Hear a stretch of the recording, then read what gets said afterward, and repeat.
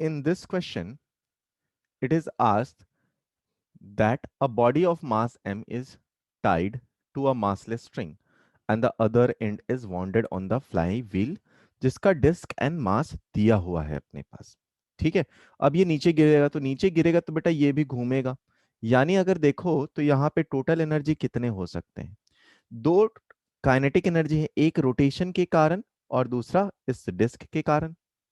ठीक है, तो डिस्क अगर नीचे गिर रहा है तो पोटेंशियल एनर्जी सपोज यहां से ये नीचे आया, तो नीचे आया तो पोटेंशियल एनर्जी में चेंज कितना हुआ है? वो हुआ है mgh के बराबर।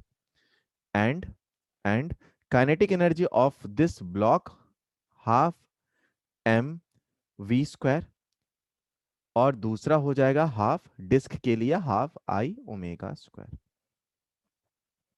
ठीक है, अपने को एंगुलर स्पीड चाहिए ऑफ द व्हील, तो v इज इक्वल टू, अगर प्योर रोलिंग है तो v is equal to r omega हम लोग को पता है। और डिस्क के लिए i की वैल्यू कितनी हो जाएगी? M r square by two, तो लिख देते हैं हम लोग इसे m g h is equal to half m r square omega square plus half I की वैल्यू कितनी होगी? 1/2 m r square omega square.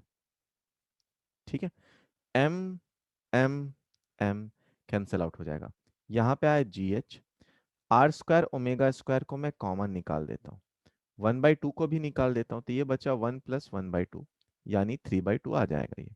यानी ये आया बेटा जी h r square omega square upon 4 × 3, यानी ओमेगा यहां से आ गया बेटा 2gh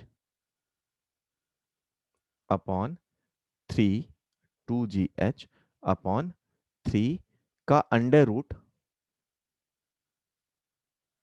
4gh ना, हाँ 4gh, और यहाँ पे आया 1/r के बराबर। तो इसको चाहें तो हम लोग अब देख सकते हो ऑप्शन नंबर 1 अपने पास दिख ही जा रहा, तो ओमेगा की वैल्यू कितनी आ गई? ओमेगा की वैल्यू जो आया है वो है अपने पास 4gh/3, और यहाँ पे आया अंडर रूट निकालने के बाद 1/r, यानी फर्स्ट ऑप्शन इसके लिए रहेगा। दूसरे सवाल पे आ जाए, इस सवाल को पढ़ें।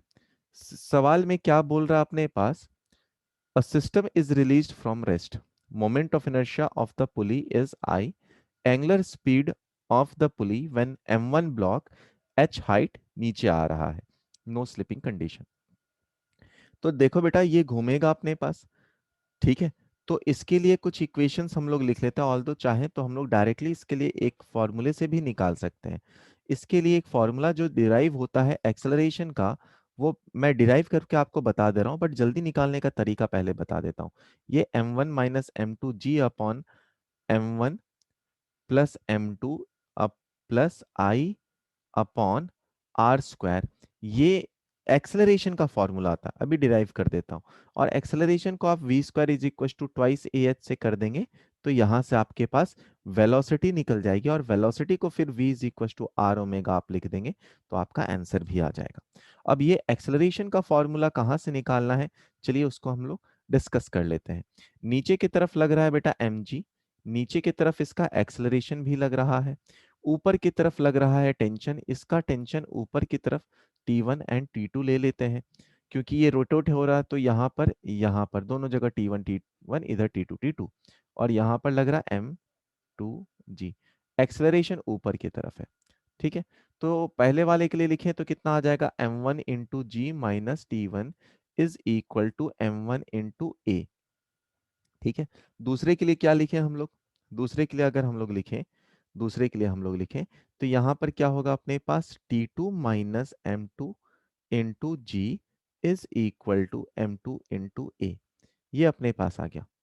अब ये भी आ गया अगर अपने पास, ये भी अगर अपने पास आ गया बेटा, तो इन दोनों से हम लोग T1 T2 में एक रिलेशन निकाल सकते हैं।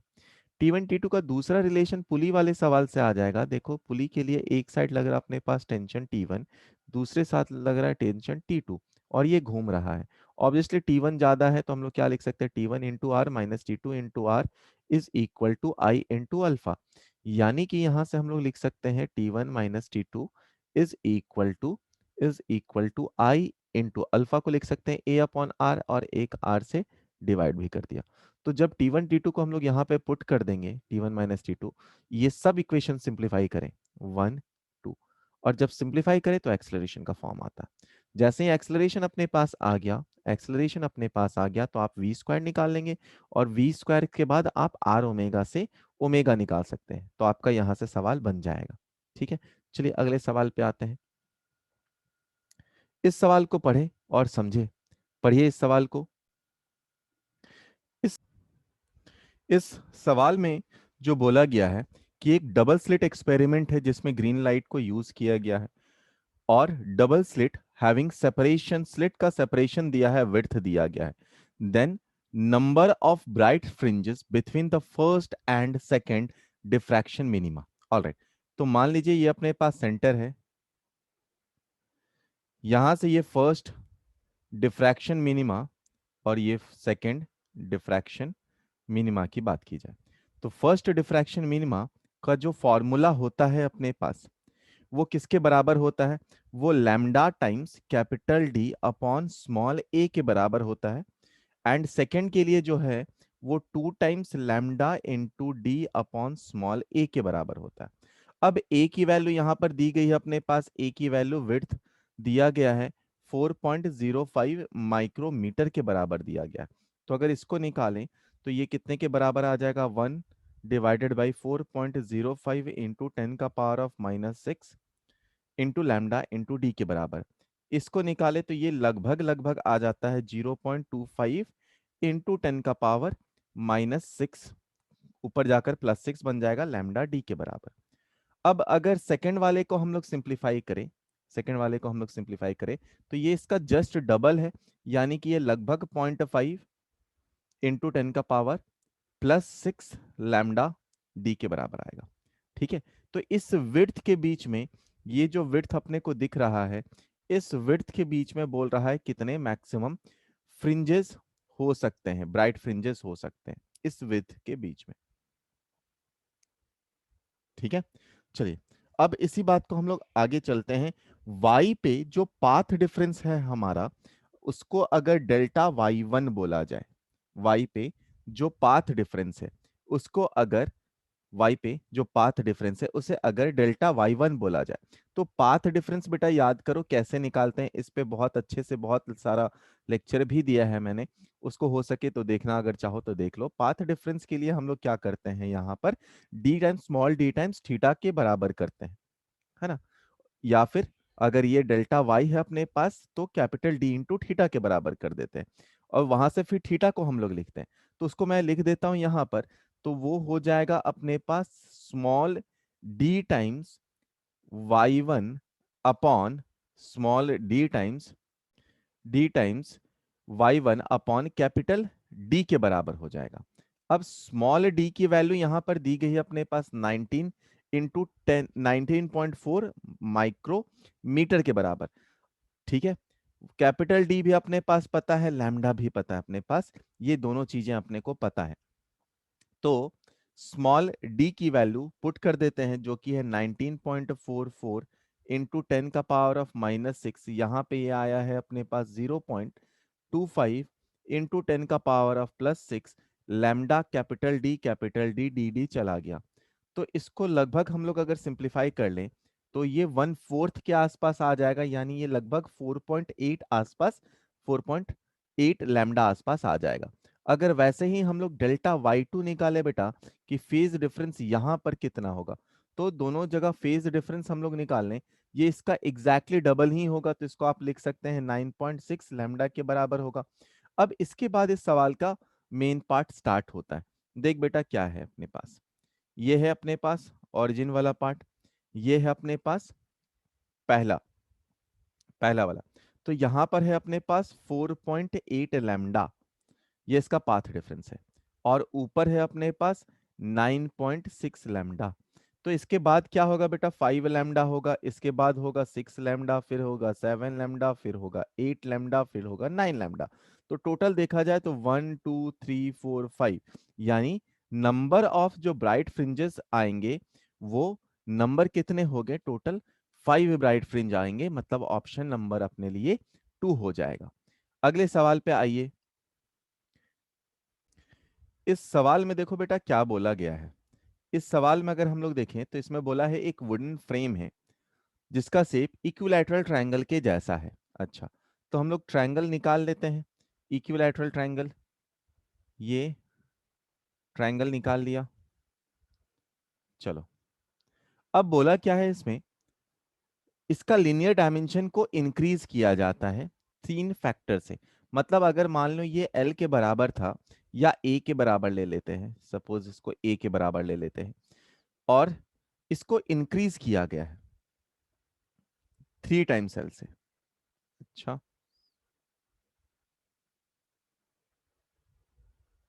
ठीक है, तो ये लेंथ हो गया अपने पास 3A के बराबर। ये भी A, इधर भी A, ये भी A, इधर भी 3A, ये भी 3A के बराबर। ठीक है। अच्छा, अगर हम लोग बेटा सोलेनॉइड के लिए एक सोलेनॉइड का एक्सप्रेशन देखें, ठीक है, तो क्या बोलता है सोलेनॉइड का expression, L is equal to होता है अपने पास mu nought into N square into area, cross sectional area, वो है pi into R square into उसका लेंथ, सोलेनॉइड का लेंथ जिसे स्मॉल एल से भी डिनोट करते हैं। अब यहां पर क्या दिया है बेटा, number of turns of coils जो है पर यूनिट लेंथ वो सेम है, मतलब एन की वैल्यू सेम है, क्रॉस सेक्शन एरिया भी सेम ही है ना, क्योंकि वायर सेम टाइप का वायर है।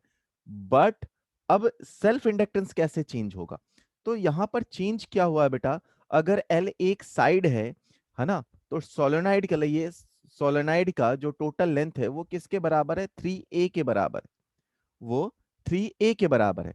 तो अगर L1 की वैल्यू हम लोग लिखें, तो सारे टर्म्स अपने पास कांस्टेंट हैं, this is equal to 3A के बराबर, या this is proportional to 3A के बराबर, जिसमें n भी कांस्टेंट है अपने पास बोल रखा है, और r को भी हम लोग कांस्टेंट ले लिए हैं।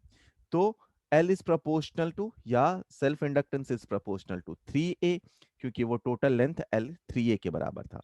जब सेकंड केस बोला गया, जब सेकंड केस बोला गया बेटा, तो इस केस में अगर मैं सेकंड केस का लेंथ बोलूं तो कितना हो जाएगा बेटा, ये 9A के बराबर हो जाएगा, 3 6 और ये 9 के बराबर। तो L2 की बात किया जाए, अगर L2 की बात किया जाए तो ये 9A के बराबर है, यानी कि L2 is proportional to 9A के बराबर है। अब अगर इन दोनों को डिवाइड कर दें हम लोग L2 अपॉन L1, तो डायरेक्टली ये रेशियो 3 के बराबर आ जाएगा, यानी कि L2 की वैल्यू जो है वो 3 टाइम्स L से बन सकती है। यानी ये जो फैक्टर है या सेल्फ इंडक्टेंस है वो 3 फैक्टर से इंक्रीज कर गया है। इस सवाल की बात करें बेटा, तो इसमें बोला गया है कि region between y is equal to 0 and d magnetic field lines है अपने पास। ठीक है, तो मैग्नेटिक फील्ड लाइन से y 0 एंड d के बीच में। तो चलिए थोड़ा सा इसको हम लोग स्टार्ट करते हैं ड्राइंग करना। तो y is equal to 0 and d कोई लाइन है जहां पर मैग्नेटिक फील्ड लाइंस हैं, उसको लिख लिया जाए, उसको लिख लिया जाए। मान लो ये y इज इक्वल टू 0 है, और ये y इज इक्वल टू अपने पास d है। तो यहाँ पर मैग्नेटिक फील्ड लाइंस है और वो है बी नॉट जेड कैप, मतलब बाहर की तरफ है। तो बी नॉट के कैप लिख देता हूं मैं, क्योंकि बाहर की तरफ है। Particle of mass m q enters in the region, ठीक है, इस रीजन में है ये मैग्नेटिक फील्ड अपने पास। अच्छा, with velocity, with velocity v naught i cap, तो यहां से जो वेलोसिटी है पार्टिकल का वो वी नॉट इस डायरेक्शन में है, वी नॉट। तो अगर इस पे हम लोग फोर्स देखें, या वी है ना, सिर्फ वी है, अगर हम लोग इस पे फोर्स देखें बेटा, तो इस पे मैग्नेटिक फील्ड किधर है, बाहर की तरफ। जब आप अपने पाम रूल से निकालोगे तो ये बेंड होगा अंदर की तरफ, यानी अगर ये बेंड होगा बेटा, अगर ये बेंड होगा, तो बेंड होकर कर्व किधर आएगा, ये बेंड होकर ये इधर से इधर से इधर से इधर से इधर आ रहा होगा। ठीक है, ये बेंड होकर इधर आएगा, क्योंकि क्रॉस प्रोडक्ट से हम लोग बता सकते हैं इस पे जो फोर्स लगेगा नीचे की तरफ लगेगा। ठीक है, आइए और आगे समझते हैं थोड़ा इसको। जब ये यहां पर पहुंचेगा बेटा तो क्या होगा, और पहले देखते हैं इस पे पहुंचने के बाद होने क्या वाला है। अपने को पता आर इज इक्वल टू क्या होता है बेटा, m v upon q b के बराबर होता है, ये हम लोग जानते हैं। नहीं जानते हैं तो क्या करना, सेंट्रीफ्यूगल फोर्स और force due to magnetic field जो होता है, दोनों को बराबर करोगे तो आपको आर का वैल्यू पता चल जाएगा। ठीक है, बट यहाँ पे डी की वैल्यू कितना दिया गया बेटा, m v upon twice q b के बराबर दिया गया। मतलब अगर मुझे देखने में मिल रहा तो d is equal to r by two है, मतलब ये जो घूमेगा, तो तो इसका सेंटर कहीं यहां पर होना चाहिए, ये एक्चुअली में सेंटर है, और ये है इसका रेडियस आर, रेडियस आर जहां पे ये घूम रहा होगा। ठीक है, तो ये घूमकर इधर आया, मतलब ये भी रेडियस इसका आर के बराबर ही है, स्मॉल आर के बराबर है। और ये कितना है अपने पास, अगेन d/2 ही है, क्योंकि d/2 पे ये एंगल थीटा है। यहां से निकलने के बाद अपना पार्टिकल थोड़ा सा निकल रहा होगा, तो अगर ये एंगल थीटा है हम लोगों के पास, ये थीटा है, तो ये भी थीटा होगा, ये 90 माइनस थीटा होगा। अब इसके प्रोजेक्शंस हम लोगों को लेने पड़ेंगे, ये अपने जो कर्व है इसके प्रोजेक्शंस लेने पड़ेंगे अपने को। ठीक है, तो इसके प्रोजेक्शंस बेटा लेने के लिए पहले थीटा तो पता चल जाए। अब थीटा अगर हम लोगों को बताना है तो कॉस थीटा को कितना लिख सकते हैं आप, कॉस थीटा होता है अपने पास बेस अपॉन रेडियस। ठीक है, बेस अपॉन रेडियस। जब d की वैल्यू हम लोग r/2 रख देंगे, d की वैल्यू हम लोग r/2 इंटू आर रख देंगे, तो यहां से थीटा की वैल्यू 60 डिग्री के बराबर आ गई। ठीक है, यहां से थीटा की वैल्यू 60 डिग्री के बराबर आ गई। तो अब यहां से हम लोग Vx एंड Vy निकाल सकते हैं, तो Vx इज इक्वल टू कितना आ जाएगा अपने पास, Vx इज इक्वल टू, देख बेटा अगर ये थीटा है तो ये 90 माइनस थीटा हो जाएगा, फिर ये अपने पास थीटा हो जाएगा, और वहां से 90 माइनस थीटा, फिर इधर से थीटा हो जाएगा ये। तो वहां से Vx की वैल्यू अगर हम लोग निकालते हैं, Vx की value V times cos theta के बराबर आ जाएगा आई कैप, और Vy की वैल्यू जो आएगा अपने पास वो आया V times sine theta into J cap के बराबर। ठीक है, ये डायग्राम थोड़ा सा अच्छा नहीं दिख रहा है, इसको थोड़ा अच्छा बना लेते हैं, रुक जा। डायग्राम थोड़ा सा अपने को अच्छा नहीं दिख रहा, तो उसको थोड़ा सिंप्लीफाई करते हैं। ये ऐसे आकर इधर आया होगा, ये अपने पास है, और इसका टेंजेंशियल वेलोसिटी इधर है v। ठीक है बेटा, तो ये थीटा तो ये थीटा, ये थीटा तो ये 90 माइनस थीटा, और ये 90 माइनस थीटा तो ये थीटा। ठीक है, तो Vx अपने पास इस डायरेक्शन में आया, Vx की वैल्यू v cos थीटा, और Vy के डायरेक्शन नीचे की तरफ तो मान लिया माइनस v sin थीटा, और थीटा की वैल्यू 60 डिग्री है। अगर ये अपने को पता चल गया यहां तक, ठीक है, तो अपने को पूछा है एक्सेलरेशन, एक्सेलरेशन के लिए फोर्स चाहिए, फोर्स के लिए हम लोगों को क्या चाहिए, लॉरेंज फोर्स चाहिए। तो लॉरेंज फोर्स निकालने के लिए, लॉरेंज फोर्स निकालने के लिए अपने को पहले क्या चाहिए बेटा, यहाँ पे इलेक्ट्रिक फील्ड की बात कहीं नहीं की गई है, तो force due to magnetic field ही सिर्फ होगा, और force due to magnetic field कितना होता है बेटा, वो होता है अपने पास Q V cross B, Q V cross B. तो सबसे पहले अपने को क्या लिखना, अपने को वेलोसिटी वेक्टर लिख लेना चाहिए। तो वेलोसिटी वेक्टर को अगर मैं लिखूं, तो v cos 60 मतलब v/2 आई कैप माइनस v इंटू √3/2 जे कैप। ठीक है, ये अपने पास आ गया वेलोसिटी वेक्टर। अब इसको क्रॉस करना है अपने को b से, b मैग्नेटिक फील्ड से क्रॉस करना है, यानी this should be b0 z cap, है ना। इस पूरे वैल्यू को हम लोगों को क्रॉस प्रोडक्ट करना है किससे, मैग्नेटिक फील्ड से। ठीक है, तो इसका मैग्नेटिक फील्ड से जब हम लोग क्रॉस करेंगे बेटा, तो वो रूल याद करो वापस से, आई जे के वाला, आई जे के वाला। ठीक है, तो हम लोग किसके किससे क्रॉस कर रहे हैं, और कुछ छोटा नहीं ना है अपने पास,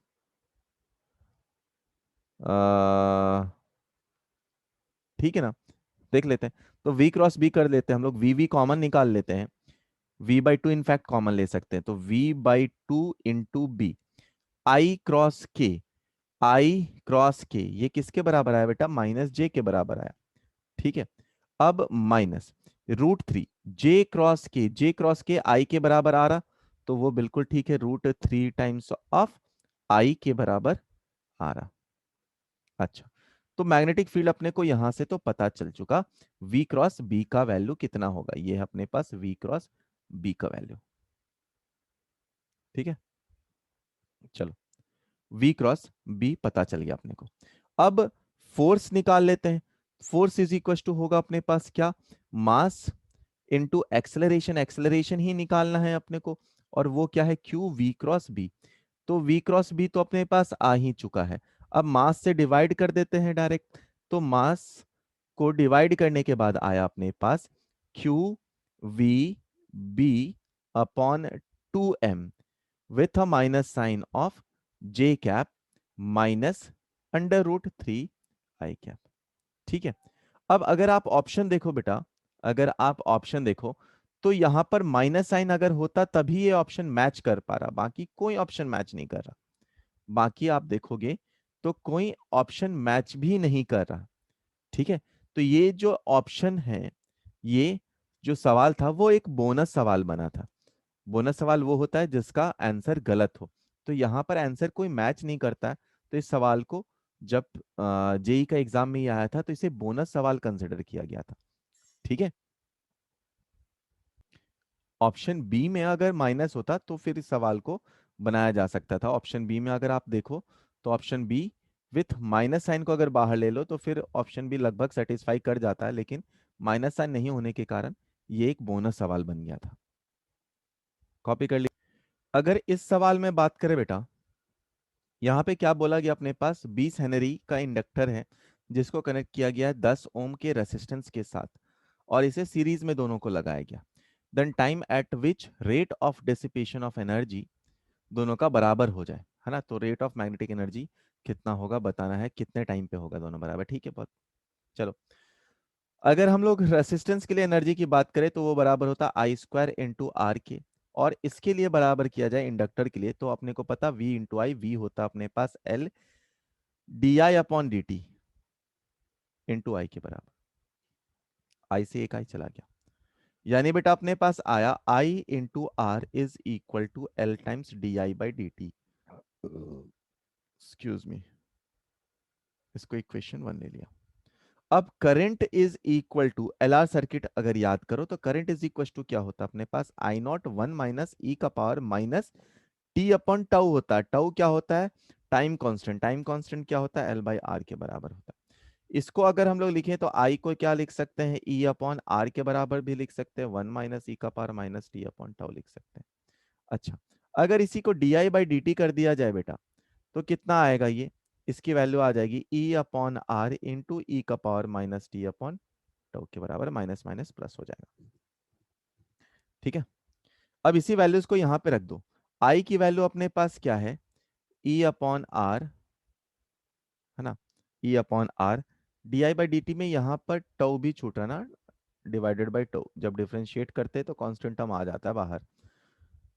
हाँ, तो ये है अपने पास ई बाई आर, आई की वैल्यू 1 माइनस ई का power minus T upon tau, ये आया इनटू आर, आर से आर चला गया, इज इक्वल टू यहाँ पे आया L, D I by D T की जगह पे हम लोग लिख सकते हैं E by R, E by R, और टाउ को लिख सकते हैं एल अपॉन आर। तो ये ई सब जा चुका, और यहाँ पे आया ई का power minus T upon tau के बराबर। यानी सब कैंसिल करने के बाद बेटा आया 1 माइनस ई का power minus T upon tau is equal to E का power minus T upon tau. यानी कि बेटा इन सबको अगर हम लोग सिंप्लीफाई करें, इन सबको हम लोग सिंप्लीफाई करें तो अपने पास क्या बचा, 2 टाइम्स ई का power minus T upon tau is equal to 1, यानी ई का power minus T upon tau is equal to 1/2। यानी आप दोनों साइड अगर ln ले ले बेटा तो आएगा t upon tau is equal to ln2। Minus minus cancel out हो रहा है ना, 2 का पावर -1 से कैंसल आउट हो रहा है। अब टाउ की वैल्यू अगर बेटा देखें तो टाउ क्या है अपने पास, L upon R, L upon R, L की वैल्यू है अपने पास 20, इसकी वैल्यू है 10, यानी 2 आ गया। यानी कि टी इज इक्वल टू आया 2 ln 2, यानी कि अपने पास जो आंसर है वो नहीं, कौन सा है, डी ऑप्शन है। तो अपने लिए डी ऑप्शन करेक्ट है। ठीक है, चलिए अगले पे। इस सवाल को देखिए बेटा, इस सवाल को क्या बोल रही है, इलेक्ट्रिक फील्ड अपने पास दिया हुआ है। तो इलेक्ट्रिक फील्ड दिया हुआ है अपने पास E nought into I plus J √2 cos of K Z plus omega T. ठीक है। अब ये अपने को बता रहा क्या जेड एक्सिस में है, बट कर्व किधर है, जो वेव का प्रोपोगेशन हो रहा है वो माइनस जेड एक्सिस में हो रहा है। वेव का प्रोपोगेशन, ये अपने को बता रहा, ठीक है, कि वेव अपना प्रोपोगेट करा माइनस जेड एक्सिस में, ठीक है। At t is equal to zero, particle दिया है इंस्टेंटेनियस वेलोसिटी इसका, t is equal to zero पे वी नॉट के है, वी नॉट के है, तो फोर्स एक्टिंग बताना अपने को, ठीक है। अब फोर्स एक्टिंग जो होगा बेटा हमेशा, वो मैग्नेटिक फील्ड के लिए क्या है अपने पास, लॉरेंज फोर्स का फोर्स होता है, यानी this plus v cross B के बराबर, ठीक है, ये अपने को पता है। अब अगर बेटा इस पे डायरेक्शंस पे बात की जाए, तो मान लो अपने पास तीनों एक्सिस में हम लोगों ने ड्रॉ कर लिया, तो ये एक्स एक्सिस, ये वाई एक्सिस और ये जेड एक्सिस, ठीक है, z axis, z x y, तो अपने को पता है, ठीक है, कि वेव का प्रोपोगेशन, या मान लो किसी का इलेक्ट्रिक फील्ड अगर हम लोगों ने दे रखा है, कि सपोज मैंने आपको ई वेक्टर बोल दिया, ये बी वेक्टर बोल दिया, तो ई क्रॉस बी, और ये तब क्या है अपने पास सी वेक्टर है, ठीक है, ये अपने पास थर्ड वाला सी वेक्टर है। अब बेटा v क्रॉस बी जो हम लोग करेंगे, जब v क्रॉस बी करेंगे, तो v क्रॉस बी मतलब ये वेक्टर और ये वेक्टर, जिसमें b की डायरेक्शन नहीं पता अपने को, तो b की डायरेक्शन आइदर पॉजिटिव एक्स हो सकती है या आइदर नेगेटिव एक्स हो सकती है। तो अगर मान लो हम लोग v क्रॉस बी कर रहे हैं, इन दोनों को क्रॉस कर रहे हैं, तो अपने पास जो डायरेक्शन आएगा इलेक्ट्रिक फील्ड का, या रिजल्टेंट, इन दोनों का रिजल्टेंट आएगा, वो आइदर इसके डायरेक्शन में होगा या इसके अपोजिट डायरेक्शन में होगा, ठीक है, बस इतना ही हो सकता है। तो v क्रॉस बी की वैल्यू जो आएगी वो क्या हो सकती है, वो either either parallel to parallel to E vector हो सकती है, या फिर एंटी पैरेलल हो सकती है, ठीक है। अच्छा, अपने को और पता है बेटा कि E is equal to c into B होता है, ठीक है। सो अगर मैं V इंटू बी करूं, तो इसकी वैल्यू हमेशा, इसकी अगर चलो मॉड ही ले लेते हैं, ये वैल्यू हमेशा बहुत बहुत छोटा होगा C इंटू बी के वैल्यू के बराबर, यानी ये बहुत बहुत छोटा होगा किसके, इलेक्ट्रिक फील्ड के वैल्यू के बराबर। तो हम लोग ये बात पढ़ते हैं कि इलेक्ट्रिक फील्ड का डोमिनेटिंग वेक्टर होता है, तो इस दोनों में देखा जाए डोमिनेट कौन करेगा, हमेशा ये डोमिनेट करेगा अपने पास, इसकी वैल्यू बिल्कुल ना के बराबर होगी। सो जो फोर्स लगेगा वो हमेशा किसके पैरेलल होगा, मैक्सिमम ई वेक्टर के पैरेलल ही होगा। तो इस वाला इलेक्ट्रिक फील्ड का वेक्टर, अब इसका यूनिट कैप तो अपने को पता ही है, इसका यूनिट कैप कितना है अपने पास, आई प्लस जे अपॉन रूट के, मतलब किसके पैरेलल लगेगा, ई वेक्टर